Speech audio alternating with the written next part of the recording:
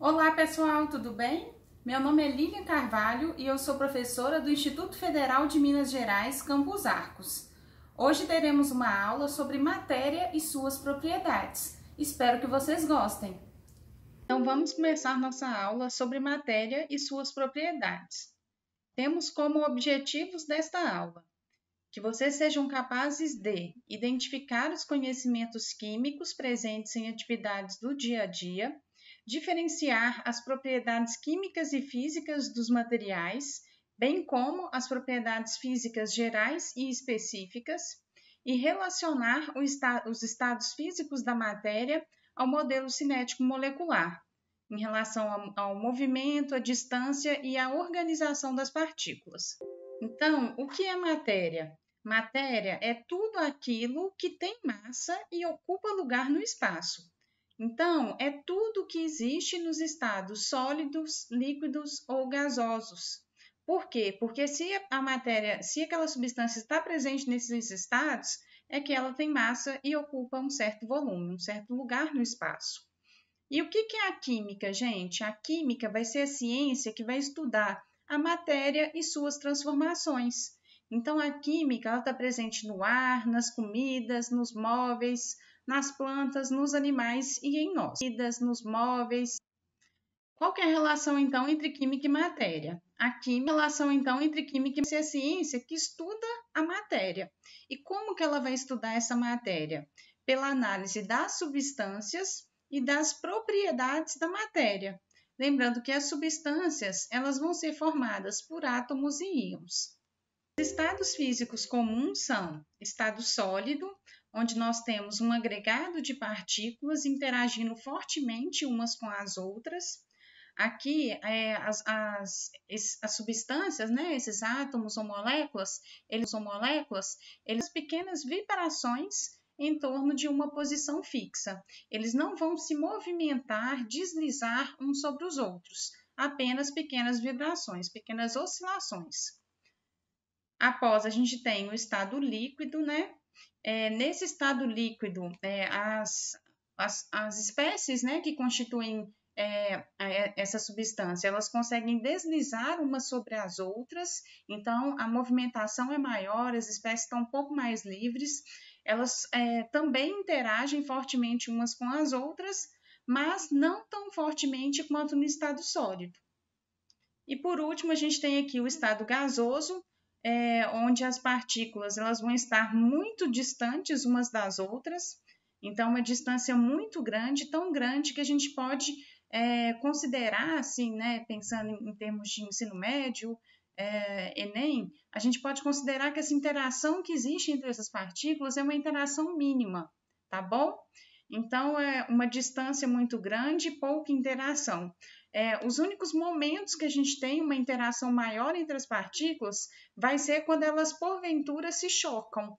Então, pode ser que tenha um choque aí nesse recipiente, né? Enfim, dessas espécies no estado gasoso, e a gente pode considerar que este vai ser o único momento que a gente tem uma interação maior entre as partículas. Aqui a gente tem os nomes, né, das mudanças de estado físico. Então, fusão, quando é do sólido para o líquido, do líquido para o sólido a gente chama de solidificação, do líquido para o estado gasoso a gente tem a vaporização, já do estado gasoso para o estado líquido, condensação. Do estado sólido para o estado gasoso a gente tem costume chamar de sublimação, e quando é a mudança inversa, a gente pode chamar de ressublimação. Aqui a gente tem, né, uma análise muito importante, que essas mudanças de estados físicos, elas ocorrem, né, se a gente considerar que a pressão continua a mesma, através de uma mudança na temperatura. Então, do estado sólido para o estado líquido, nessa mudança de estado físico, a gente chama essa temperatura na qual essa mudança ocorre de temperatura de fusão. Já quando a gente tem a mudança do estado líquido para o estado gasoso, a gente tem a temperatura de ebulição, que é a temperatura na qual essa mudança ela começa a ocorrer, né? E ela ocorre, né, de forma geral. E cada substância ela vai ter um conjunto, né, de temperaturas de fusão e ebulição. Esse conjunto vai ser próprio, vai ser específico daquela substância, vai ser único para cada substância. Isso daí, inclusive, né, sabendo aí essas temperaturas de fusão e ebulição, a gente pode, inclusive, identificar aquela substância através desse conjunto, porque realmente é único para cada substância.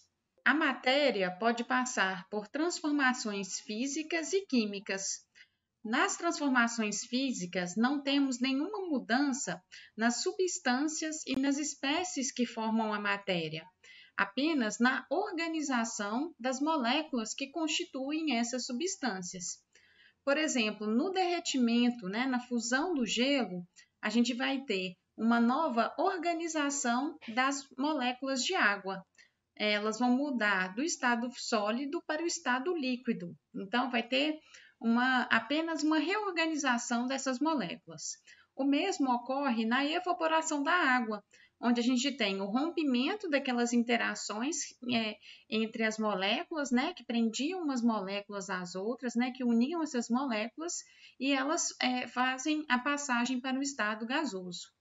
O mesmo ocorre na solubilização do açúcar.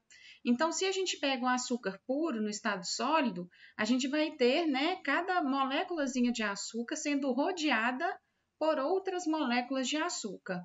Já quando a gente faz essa solubilização, a gente vai ter o rompimento dessas interações entre essas moléculas de açúcar e elas passam a, quando a gente tem ela já solubilizada na água, elas vão passar a ficar rodeadas por moléculas de água e não por moléculas de açúcar.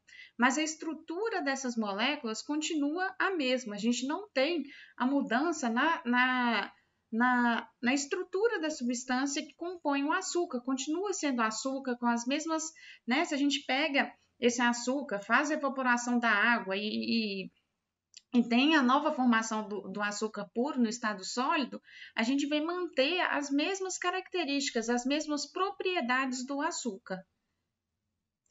E uma dica, né, para a gente garantir que é uma transformação física, que é que ela pode voltar a ser o que era antes por outra transformação física. Então, por exemplo, no derretimento do gelo, se eu pego aquela água líquida que foi formada e resfrio, ela vai voltar a ser gelo novamente, vai voltar para o estado sólido novamente. No caso do açúcar, como eu disse, se eu pego aquela solução de água e açúcar, evaporo a água numa temperatura baixa para manter, né, a estrutura do açúcar, aquele sólido final formado, né, ele permanece sendo açúcar. Mas aí a gente tem que tomar um cuidado especial aí com o açúcar, né? Porque se a gente faz essa evaporação, né? Se a gente aquece ele acima de certa temperatura, ele pode decompor e formar aquele caramelo que a gente utiliza muito em doces. Aí, se tem essa decomposição, a gente tem uma mudança na estrutura e a gente passa a ter, então, uma transformação química e não uma transformação física. E o que é essa transformação química? É como eu disse lá no caso do açúcar que virou caramelo. A gente tem uma alteração na estrutura da substância que compõe aquela matéria. Os átomos, eles vão ser reorganizados, as ligações, a gente vai ter rompimento de ligação e formação de novas ligações. Então, as substâncias químicas formadas serão diferentes. E com isso, a gente tem propriedades também diferentes. A estrutura vai ser diferente, a fórmula vai ser diferente, a temperatura de fusão e ebulição, como eu disse, né? Elas serão únicas para aquela substância. Então, se formou uma nova substância, a gente também vai ter alteração na temperatura de fusão e ebulição. Então, todas as propriedades daquela substância, elas serão alteradas após essa transformação química. Então, exemplos, né? Se a gente queima o papel, se a gente tem um apodrecimento de alimentos, a oxidação do prego e também de bijuterias. Então, durante esses processos, a gente tem alteração das estruturas químicas dessas substâncias. E a gente não consegue voltar à substância anterior por transformações físicas, Para a gente voltar para a substância que era antes, a gente tem que fazer outras transformações químicas e não transformações físicas. Aí eu até coloquei um exemplo aqui. Se a gente pega aqueles gases, né, que foram formados pela queima do papel e resfria aquele gás, né, faz uma transformação física, um resfriamento, a gente não vai obter papel novamente. A gente vai ter aqueles gases lá ficando lá, aquela mistura de gases, mas a gente não vai obter o papel novamente. A matéria, ela tem as suas propriedades, que podem ser químicas, quando envolve a capacidade daquele material, daquela substância, de se transformar em outros materiais.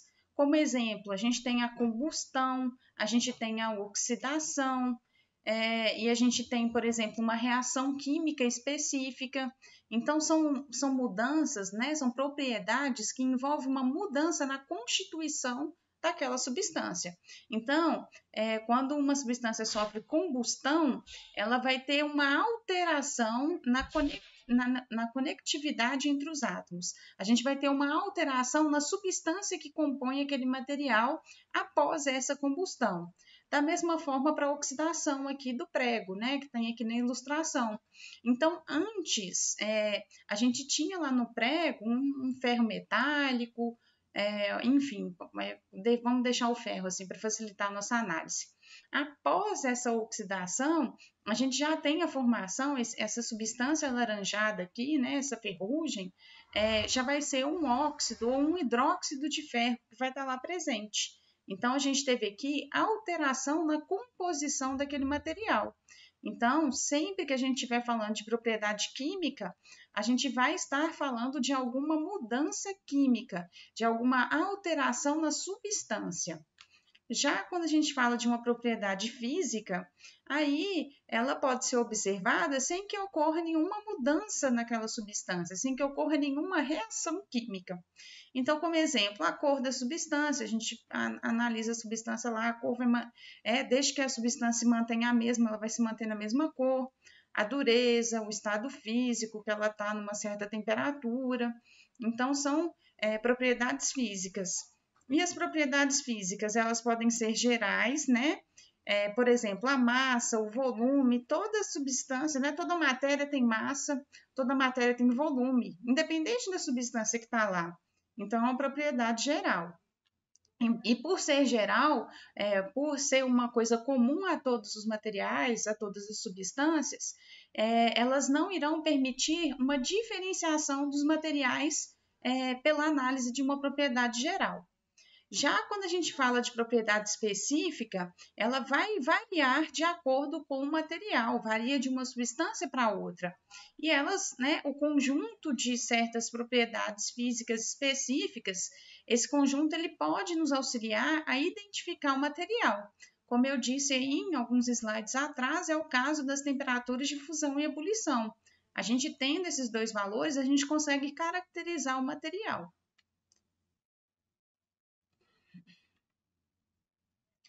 E aí as substâncias, né, pessoal? A gente pode ter uma substância, né, simples, que é quando ela vai ser formada apenas por um tipo de elemento químico.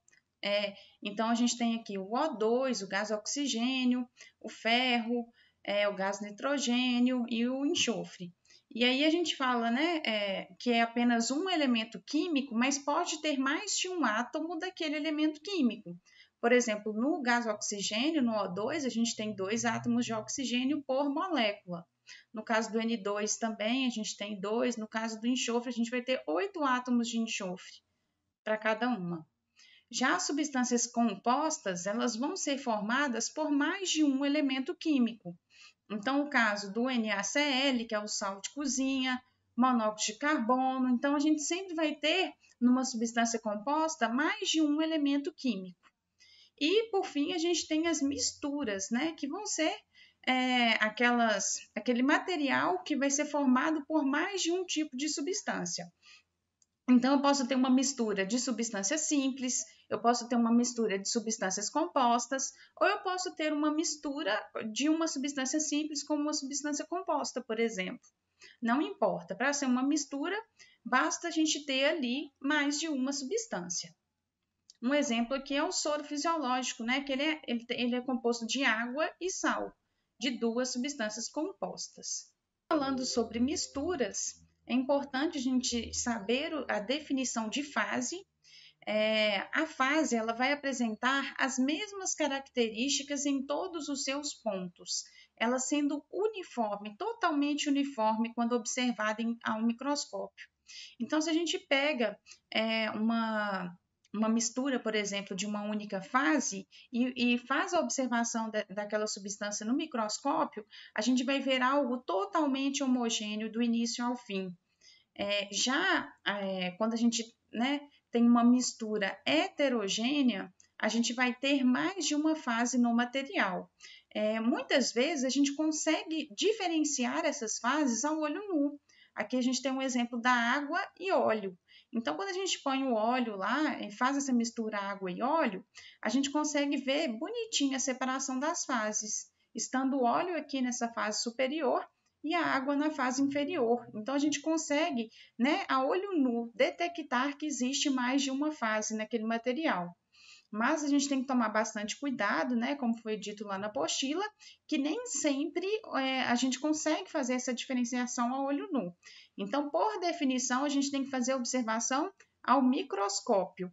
Um exemplo disso, né, de uma mistura que nos engana é o leite. Quando a gente pega um copo de leite e dá uma olhadinha, a gente observa aquele líquido branco aparentemente homogêneo. Mas, quando a gente faz a análise ao microscópio, a gente vê que, na verdade, a gente tem uma suspensão de gotículas muito pequenas de gordura na fase aquosa. Então, na verdade, é uma mistura heterogênea e não uma mistura homogênea. Então, a gente tem que tomar cuidado porque o nosso olho pode nos enganar nesse sentido. E as misturas homogêneas, né, elas vão ser formadas por apenas uma fase. Ela vai ter, vai ser uma fase única em todo o material. Então, agora a gente tem aqui um resumo da nossa aula.